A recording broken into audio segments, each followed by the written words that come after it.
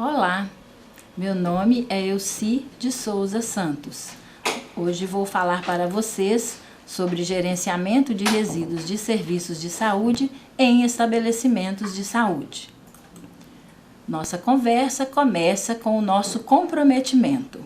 Precisamos estar sensibilizados e também refletir sobre o nosso comportamento e a nossa responsabilidade com o descarte de resíduos nos procedimentos que executamos.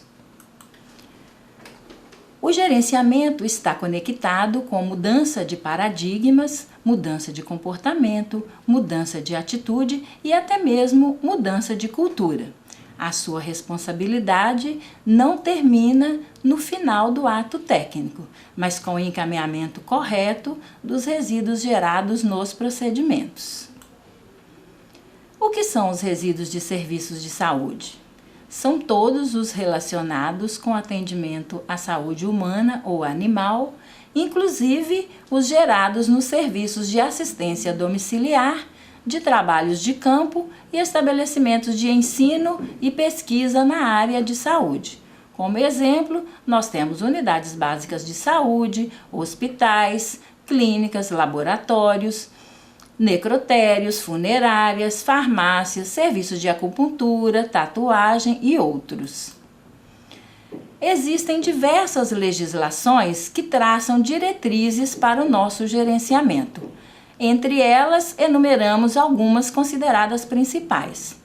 A Lei 12.305 institui a Política Nacional de Resíduos Sólidos.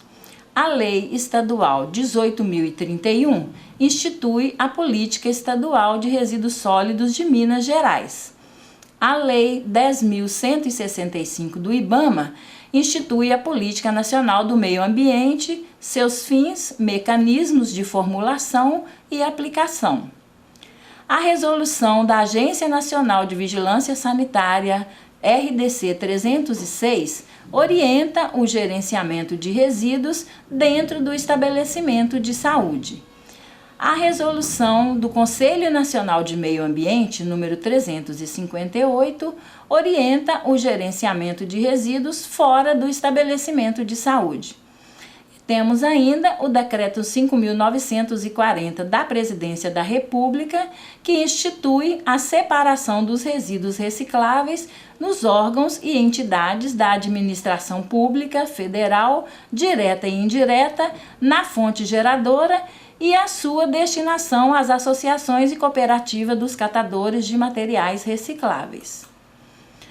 Dentro dos aspectos importantes da gestão, nós devemos ter a interação e parceria com todos os setores e segmentos da instituição, como, por exemplo, diretoria, setor de planejamento, enfermagem, comissão de controle de infecção hospitalar, serviços de segurança e medicina do trabalho, serviço de limpeza, setor de compras, setor de engenharia e também interação com usuários, agentes internos e externos.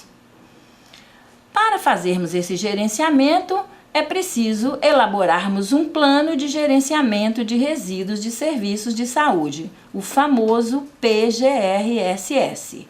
Ele é o documento que aponta e descreve as ações relativas ao manejo dos resíduos sólidos, observadas suas características e riscos no âmbito dos estabelecimentos, contemplando os aspectos referentes à geração, segregação, acondicionamento, coleta, armazenamento, transporte, tratamento e disposição final. O famoso PGRSS deve também obedecer a critérios técnicos, legislações sanitárias e ambientais, normas locais de coleta e transporte dos serviços de limpeza urbana. Dentro do gerenciamento, nós temos que enfatizar também o manejo dos resíduos, que é a ação de gerenciar os resíduos em seus aspectos intra e extra estabelecimento, desde a geração até a disposição final. De acordo com a Anvisa e o CONAMA, os resíduos se dividem em 5 grupos. No grupo A, temos os resíduos com risco biológico. No grupo B, temos os resíduos com risco químico. No grupo C, temos os rejeitos radioativos. No grupo D, temos os resíduos comuns. E no grupo E, temos os resíduos pérfuro-cortantes.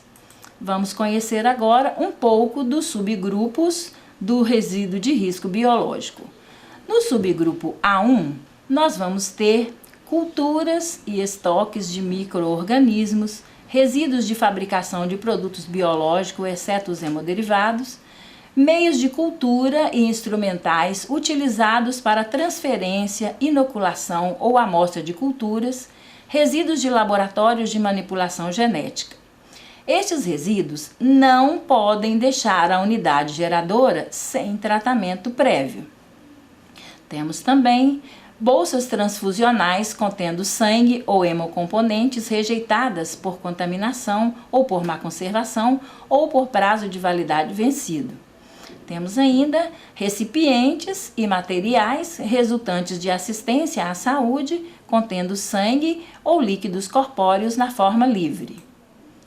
Temos ainda resíduos resultantes de atividades de vacinação com micro-organismos vivos ou atenuados, incluindo frascos de vacina com expiração de prazo de validade, com conteúdo inutilizado, vazios ou com restos do produto, assim como as agulhas e seringas utilizadas no processo. Estes devem ser submetidos a tratamento antes da disposição final. Os resíduos provenientes de campanha de vacinação e atividade de vacinação em serviço público de saúde, quando não puderem ser submetidos a tratamento em seu local de geração, devem ser recolhidos e devolvidos às secretarias de saúde responsáveis pela distribuição em recipiente rígido, resistente à punctura, ruptura e vazamento, com tampa e devidamente identificados, de forma a garantir o transporte seguro até a unidade de tratamento.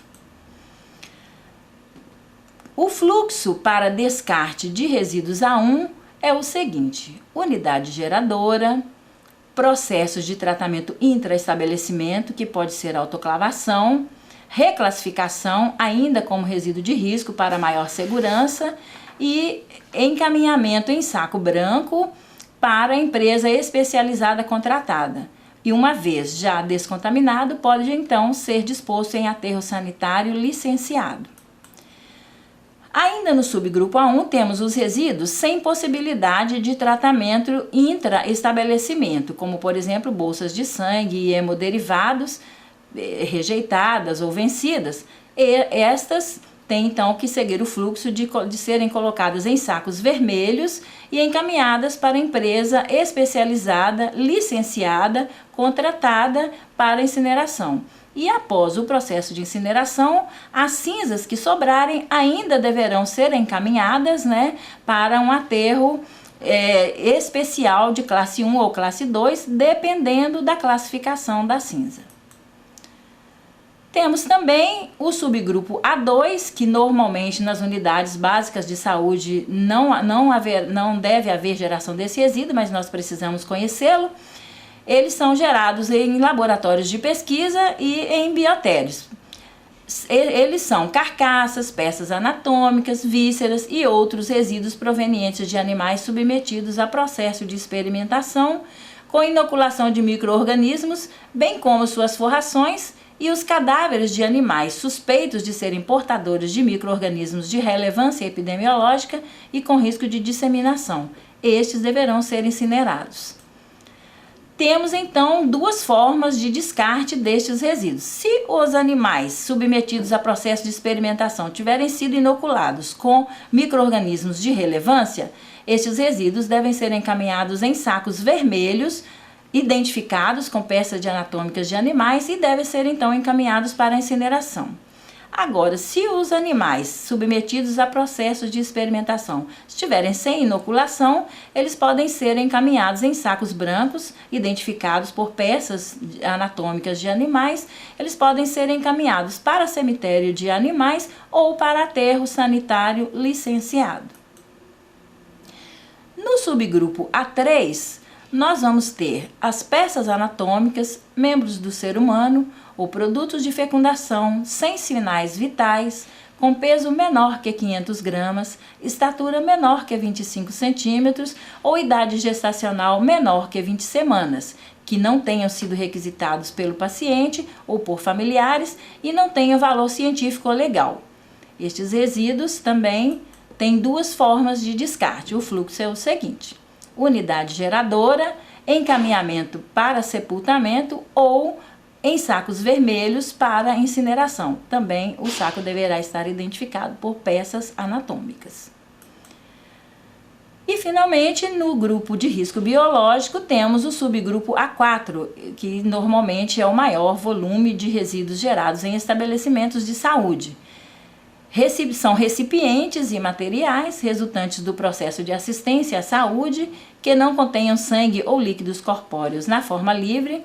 Entre eles estão kits de linhas endovenosas e dialisadores, filtros de ar e gases de área contaminada, membrana filtrante de equipamento médico hospitalar, de pesquisa e similares, bolsas transfusionais vazias ou com volume residual pós-transfusão e também materiais contaminados nos processos de assistência. O fluxo desses resíduos é o seguinte: unidade geradora, se o serviço for de grande porte, deveremos ter um abrigo, um armazenamento intermediário para que esses resíduos sejam escoados durante os plantões, até que no final de cada plantão seja escoado para o abrigo final de resíduos. Então o fluxo é unidade geradora, abrigo intermediário, empresa especializada, licenciada, contratada, sacos brancos com simbologia de risco biológico, e estes resíduos podem ser dispostos em aterro sanitário sem tratamento prévio, desde que sejam bem segregados. No subgrupo A5, nós temos resíduos resultantes de atenção à saúde de indivíduos ou animais com suspeita ou certeza de contaminação por príons. Podem ser órgãos, tecidos, fluidos orgânicos, materiais pérfuro-cortantes ou escarificantes e demais materiais resultantes da atenção à saúde de indivíduos ou animais com suspeita ou certeza de contaminação com príons. Também nós temos dois fluxos para descarte destes resíduos. Se o paciente com suspeita da contaminação tiver algum procedimento que envolva dura mater, medula espinhal e olhos, que são as áreas de maior risco de contaminação, esses resíduos devem ser acondicionados em caixas específicas. Normalmente a gente vai ter pérfuro cortante nesses procedimentos, então todos os resíduos devem ser colocados em caixas amarelas e ensacados com sacos vermelhos e encaminhados para incineração. Agora, se o paciente com suspeita não for submetido a nenhum procedimento de risco, o encaminhamento do resíduo dessa assistência é normal. Ele pode ser encaminhado em saco branco com simbologia de risco biológico e pode ser encaminhado para aterro sanitário licenciado. No grupo B, nós vamos ter os resíduos com risco químico, que podem ser perigosos ou não perigosos. Dentro do grupo B, nós temos resíduos contendo substâncias químicas que podem apresentar riscos à saúde pública ou ao meio ambiente, dependendo de suas características de inflamabilidade, corrosividade, reatividade e toxicidade. Temos ainda produtos hormonais, antimicrobianos, citostáticos, antineoplásicos, imunossupressores, digitálicos, imunomoduladores, antirretrovirais, resíduos e insumos farmacêuticos dos medicamentos controlados pela Portaria 344/98 e ou suas atualizações. Nós temos resíduos de saneantes, desinfetantes, desinfestantes, resíduos contendo metais pesados, reagentes de laboratório, inclusive os contaminados por estes. A geração destes resíduos está basicamente em laboratórios, unidades de internação, bloco cirúrgico, farmácias e etc. Temos ainda efluentes de processadores de imagem, reveladores e fixadores. Ainda temos diversos equipamentos que ainda exigem, esse tipo de processador de imagem e de reveladores e fixadores.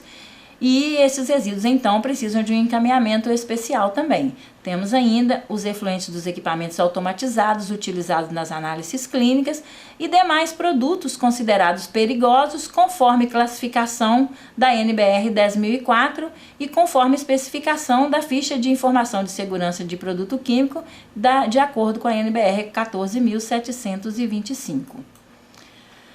Temos que ter ainda um cuidado especial com o mercúrio líquido. Esse mercúrio ele deve ser recolhido com uma seringa ou uma cartolina, deve ser colocado em selo d'água e em recipiente de material rígido que não tenha o risco de quebrar e que feche hermeticamente. Deve-se colocar água em volume suficiente para cobrir o mercúrio recolhido. Infelizmente, ainda temos vários termômetros de mercúrio, vários esfigmomanômetros que, quando se quebram, vão dar escapamento desse mercúrio, e esse mercúrio é altamente perigoso e precisa então ser recolhido imediatamente, colocado em selo d'água e encaminhado para uma empresa especializada para tratamento e descontaminação adequados. Temos então o seguinte fluxo para os resíduos do grupo B. Os sólidos devem ser separados dos líquidos para serem encaminhados. Podemos utilizar diversas embalagens adequadas para este resíduo. Primeiro, temos que verificar a compatibilidade físico-química do produto que queremos descartar e poderemos usar, entre os mais comuns, caixas de cor laranja para os perfuro-cortantes sólidos, para outros resíduos sólidos que tiverem contaminação química. Estes resíduos devem ser encaminhados para a empresa licenciada e contratada para esta finalidade. Podemos utilizar ainda, se o resíduo for sólido, sacos de cor laranja com simbologia de risco tóxico, que tem um custo bem menor do que as caixas e podem ser utilizadas, por exemplo, para aventais, luvas contaminadas com produtos químicos, vai diminuir um pouco o custo dos resíduos com a sua utilização. Mas, de qualquer forma, todos devem ser encaminhados para incineração e as cinzas remanescentes devem ser encaminhadas para aterro especial licenciado classe 1 ou classe 2, dependendo da análise da cinza remanescente do processo de incineração. Temos ainda nesse grupo B as lâmpadas fluorescentes, diversas baterias, pilhas. Estes resíduos eles podem ser encaminhados para reciclagem ou para aterro industrial classe 1. Vai depender da forma que conseguirmos o encaminhamento adequado. No grupo C, nós vamos ter os rejeitos radioativos, que devem estar de acordo com as normas do Conselho Nacional de Energia Nuclear. Estes resíduos devem ficar em eles devem ficar em salas de decaimento, eles são gerados nos serviços de medicina nuclear e após o decaimento, basta retirar o símbolo do trifólio e fazer a reclassificação dos resíduos. Se ele tiver tido um risco biológico, ele vai se enquadrar no grupo A. Se ele tiver tido um contaminante químico junto, ele vai ser do grupo B. Se não tiver nenhum contaminante químico nem biológico, ele vai ser do grupo D, ou pérfuro cortante, dependendo do tipo de material que for usado. Ele é reclassificado nos seus grupos de origem e é encaminhado. No grupo D, nós temos os resíduos que não apresentam risco biológico, químico ou radiológico à saúde ou ao meio ambiente, podendo ser equiparados aos resíduos domiciliares. A geração deste resíduo está em todas as unidades do estabelecimento de saúde. O fluxo de descarte desses resíduos é o seguinte: unidade geradora, acondicionamento em sacos azuis ou pretos, podem ser colocados em lixeiras de cor cinza e encaminhados diretos para aterro sanitário licenciado. Temos ainda os resíduos orgânicos, que devem ser acondicionados em sacos marrons e podem ser encaminhados inclusive para compostagem e podem ser transformados em adubos para plantas. No grupo D, nós temos ainda os recicláveis. Os resíduos recicláveis, para fazer a separação de acordo com a resolução do CONAMA 275, deveriam ter todas essas cores que estamos vendo. Mas sabemos que nos serviços de saúde é difícil de acondicionar todas essas lixeiras e fazer toda essa segregação. No entanto, é possível fazermos algumas separações, principalmente de papéis, papelão, plástico mole, plástico duro, documentos confidenciais triturados, embalagens limpas, clipes de metal, grampos de grampeador, sucatas, enfim, diversos resíduos têm possibilidade de serem reciclados e doados a associações através de editais de habilitação, conforme prevê o Decreto 5.940. E todas as unidades do estabelecimento de saúde têm a possibilidade de segregar algum tipo de material dentro do seu processo de trabalho. Mais alguns exemplos, né? Nós temos também vidros, galões, todos esses sucatas de metal, latas, né, de refrigerantes, enfim, desde que estejam limpos, né, a gente pode estar encaminhando para reciclagem. Como estamos falando de reciclagem, vamos aproveitar para falar um pouco de consumo consciente. O consumidor consciente é aquele que leva em conta, ao escolher os produtos que compra, o meio ambiente, a saúde humana e animal, as relações justas de trabalho, além de questões como preço e marca. Aquele que valoriza as iniciativas de responsabilidade socioambiental das empresas, dando preferência às companhias que mais se empenham na construção da sustentabilidade por meio de suas práticas cotidianas. Também aquele que procura disseminar o conceito e a prática do consumo consciente, fazendo com que pequenos gestos realizados por um número muito grande de pessoas promovam grandes transformações. Como, por exemplo, de pequenos gestos, temos: pequenos gestos fazem a diferença. Ao sair de sua sala, apague as luzes. Terminando o expediente, desligue os aparelhos elétricos das tomadas. Não deixe torneiras pingando. Não escove os dentes com a torneira aberta. Não desperdice papel. Use sempre as duas faces da folha. Não amasse o papel para descartá-lo, pois assim você desclassifica a fibra do papel, tornando o seu valor mais baixo. Imprima só o essencial para o seu trabalho. Assim, o consumo consciente é uma contribuição voluntária, cotidiana e solidária para garantir a sustentabilidade da vida no planeta. Como quinto e último grupo, nós temos então os resíduos pérfuro-cortantes, que são gerados nos serviços, né, onde se usam pérfuro-cortantes, como unidades básicas de saúde, unidades de internação, blocos cirúrgicos, obstétricos, salas de procedimentos, unidades de saúde e etc. Como fluxo para os resíduos do grupo E, pérfuro-cortantes, nós também temos duas formas de descarte. Os com contaminação biológica podem ser descartados em caixas amarelas com símbolo de risco biológico. Eles podem ser encaminhados direto para aterro sanitário licenciado. Os contaminados com algum produto químico devem ser encaminhados em caixas laranja para empresas especializadas e eles devem ser incinerados. Ainda como pérfuro-cortantes no grupo E, nós temos aqueles que não têm possibilidade de contaminação, mas que, no entanto, podem cortar o coletor, causando acidente de trabalho e, ao mesmo tempo, abrindo possibilidades para que ele se contamine posteriormente, uma vez que ele vai estar abrindo uma ferida na sua própria pele. Então, dentro desses resíduos sem contaminação, nós temos diversos clipes que são usados no nosso dia a dia, nós temos copos e xícaras que quebram. Então, estes resíduos também devem estar bem acondicionados. A gente sempre deve pensar no coletor que está lá na frente, que ao recolher os resíduos pode ter sua vida modificada se ele cortar. Então, nós precisamos fazer um descarte consciente, com responsabilidade de todos os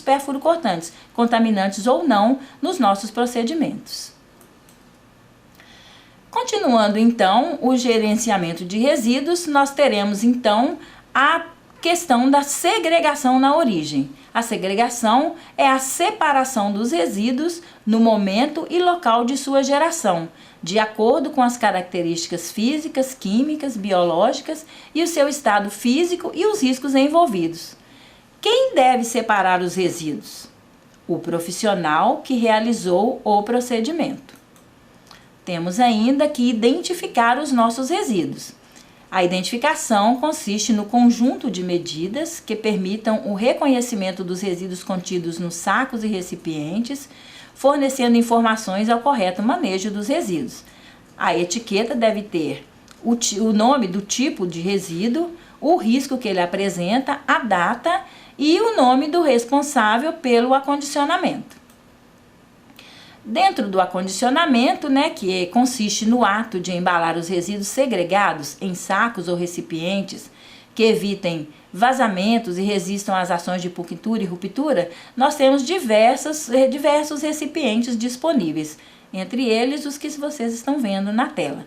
As lixeiras de cor cinza são para os resíduos comuns, as lixeiras brancas são para os resíduos de risco biológico, as caixas amarelas para os resíduos pérfuro-cortantes com risco biológico, as caixas laranja podem ser usadas para os pérfuro-cortantes com risco químico. Temos também os contenedores, que são utilizados para o transporte da unidade geradora até os abrigos intermediários ou finais, e os sacos azuis ou pretos que podem ser usados para acondicionamento dos resíduos comuns. Dentro do processo também de gerenciamento, nós temos a coleta e o transporte. O transporte interno deve ser em contenedores fechados e identificados até o abrigo final de resíduos, e o transporte externo deve estar licenciado e seguir normas municipais, estaduais e federais, caso haja necessidade de encaminhamento destes resíduos para outros estados. Como tratamento interno, nós temos a aplicação de método, técnica ou procedimento que modifique as características dos riscos inerentes aos resíduos, reduzindo ou eliminando o risco de contaminação, de acidentes ocupacionais e o impacto do meio ambiente. Nós temos então como exemplo autoclaves exclusivas para resíduos. Como tratamento externo, nós temos o processo mais usado, que é a incineração. Para isso, nós precisamos contratar empresas especializadas, licenciadas, que devem estar com a sua documentação em dia, totalmente atualizada quando assinamos o contrato, e ainda devemos fazer o monitoramento dessas empresas com visitas periódicas para verificar o funcionamento delas no local onde elas estejam funcionando. Isso cabe essa responsabilidade, ao responsável técnico pelo gerenciamento de resíduos. Ele precisa fazer essas visitas para constatar se tudo está correndo dentro dos princípios legais contratados. Os resíduos que não precisam de tratamento, como nós já falamos anteriormente, podem ser encaminhados para a disposição final em aterro sanitário licenciado. A disposição final consiste no resíduo, consiste no encaminhamento do resíduo para aterros previamente preparados para recebê-los, ou seja, aterros sanitários licenciados que devem seguir resolução do CONAMA 237/97 e outras que vierem a substituí-la. Devemos ainda, como parte do gerenciamento, prestarmos atenção na saúde ocupacional, principalmente dos coletores e trabalhadores que estão expostos diretamente aí com a coleta de resíduos. Precisamos verificar a vacinação de todos os funcionários, precisamos de ter um plano de contingência e emergência para casos de falta técnica com a coleta de resíduos, para substituições necessárias de coletores treinados e adequados. A importância de se ter esse plano de contingência pode-se evitar muitos acidentes, porque muitas vezes os coletores são substituídos por outros que ainda não receberam treinamentos, e aí a gente percebe que aumenta muito o índice de acidentes com pérfuro cortantes. Devemos também elaborar um mapa de risco, onde devemos conhecer onde estão todos os resíduos de risco no estabelecimento de saúde. O uso de equipamentos de proteção individual e o uso de equipamentos de proteção coletiva também são necessários e precisam ser usados em cada ambiente de trabalho. Precisamos também ter uma referência, um responsável técnico para contato em caso de emergência, com registro profissional, RG. Essa pessoa ela fica disponível para acionar serviços, que possam prestar assistência ao trabalhador quando ele se acidenta. Bom, falamos de diversos tipos de resíduos e agora vamos falar um pouco dos resíduos líquidos que vão pelo esgoto afora. Precisamos ter cuidado com aquilo que jogamos no nosso esgoto. Em Minas Gerais, nós temos a Copasa, que normalmente celebra um contrato com os serviços de saúde para permitir que os esgotos destes serviços sejam encaminhados para a rede da Copasa. Para isso, é feito um programa de recebimento e controle de efluentes não domésticos, o famoso PRECEND. Este serviço é feito para que o monitoramento dos efluentes gerados pelos serviços de saúde tenha a finalidade de certificar que o efluente a ser lançado na rede coletora da Copasa esteja dentro dos padrões de lançamento, garantindo a preservação do meio ambiente. Quanto custa o descarte indevido no esgoto do estabelecimento? Então, esse processo ele tem um custo alto. Os efluentes não domésticos possuem uma carga poluidora maior do que aquela quantificada para o esgoto doméstico. E para isso existe uma tarefa, e essa diferença de carga entre um esgoto doméstico e um efluente não doméstico é medida por intermédio do fator de poluição denominado fator K, que é definido a partir das características do efluente e ou da tipologia do estabelecimento. Sobre o valor da tarifa, incidirá o custo adicional, conforme o decreto 43753 de 2004, que regulamenta os serviços prestados em função dos gastos da Copasa para o tratamento desse efluente. Porém, nem todo estabelecimento que gera efluente não doméstico pagará esse adicional de preço. Isso dependerá do fator K ser maior do que 1. Então, é feito um processo de amostragem do esgoto em prazo determinado pela Copasa na assinatura do contrato, e esse fator K incidirá sobre o resultado da amostra dessas análises que são feitas nas amostragens desse esgoto de acordo com o período determinado pela Copasa. Então, precisamos prestar bastante atenção quando celebramos esse contrato, precisamos prestar bastante atenção no que se joga no esgoto, porque senão essa tarifa fica muito cara para o serviço de saúde. Precisamos também ter um controle integrado de insetos e roedores, As medidas preventivas e corretivas de controle integrado de insetos e roedores devem ter um programa de controle com periodicidade definida, porque a geração de resíduos pode interferir no aumento desses insetos e roedores. Então a gente precisa ter um controle e precisa verificar como está sendo encaminhado os nossos resíduos diariamente. Qual o quantitativo de resíduos gerados no estabelecimento? Precisamos conhecer o quantitativo de resíduos gerados. Como mensurar os resíduos gerados no estabelecimento de saúde? Devemos ter balanças de precisão para fazer a pesagem. Essas balanças devem ser exclusivas para os resíduos e devem ser aferidas conforme normas do Inmetro.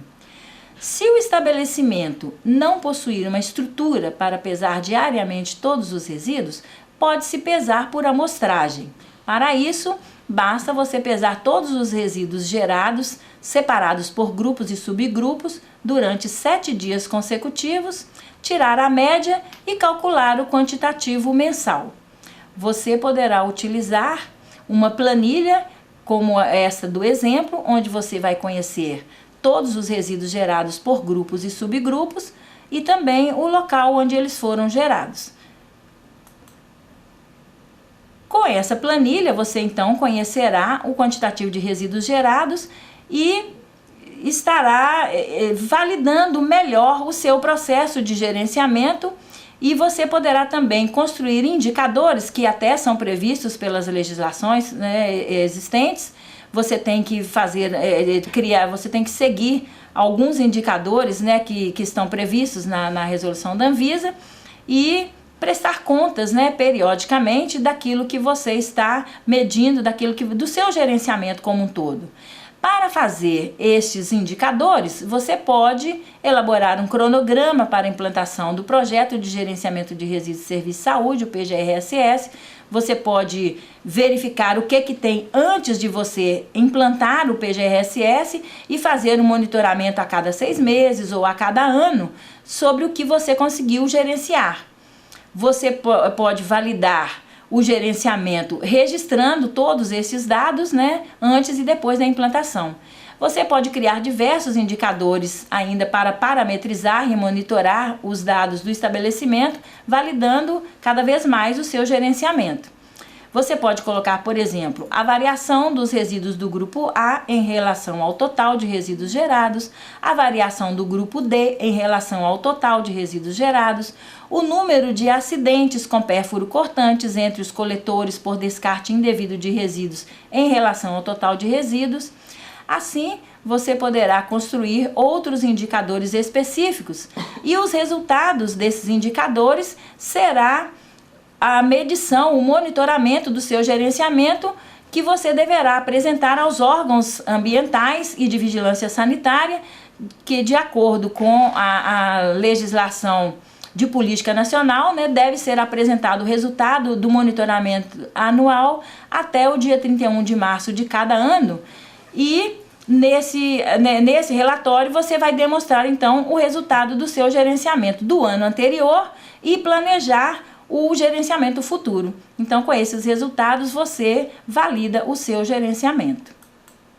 Temos agora algumas referências para que sejam consultadas e, finalizando, deixo uma mensagem para vocês. Gerenciar resíduos é dever de todos e responsabilidade de cada um. Muito obrigada pela sua atenção. Podemos abrir agora para as perguntas.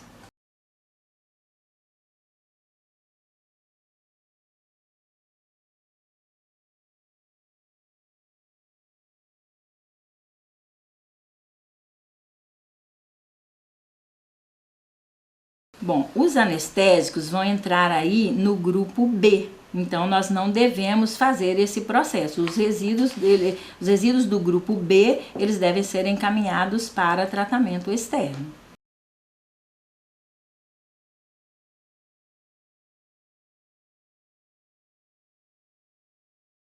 Vai depender da composição do processo aí. Normalmente essas ampolas também devem ter alguma química. Se tiver alguma química, deve ir para tratamento também.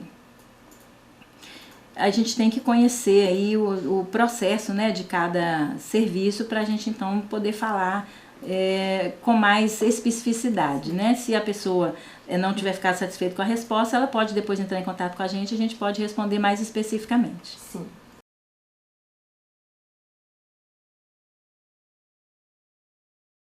Se forem restos de alimentos, né, eles podem ser dispostos em sacos marrons. Você normalmente deve contratar uma empresa, né, especializada para a coleta. Já temos hoje diversas empresas que encaminham esses resíduos para a compostagem. E, inclusive, eles têm um custo bem mais baixo do que o resíduo comum como um todo.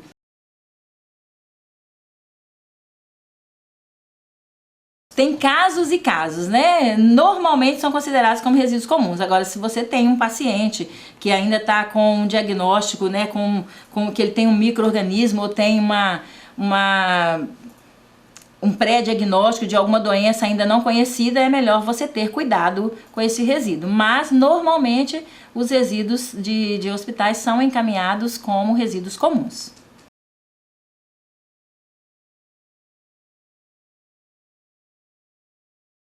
Bom, vai depender de cada município. Normalmente, né, são usados sacos, né, na coleta domiciliar são usados sacos de cor preta, né, onde você encaminha esses resíduos para a coleta de serviços públicos, né, a coleta pública de serviço do município.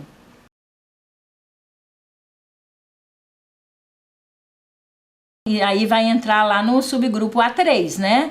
Se o município dela autorizar o encaminhamento para cemitério, esse resíduo pode ir para cemitério. Se não, se ela não tiver possibilidade de encaminhar para cemitério, ela pode encaminhar para uma empresa contratada especializada que normalmente vai levar para a incineração, que é o processo mais comum que nós temos de tratamento atualmente.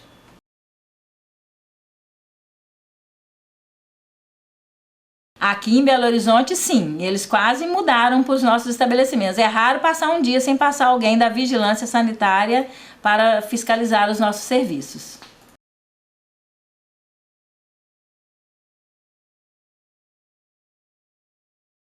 Sim,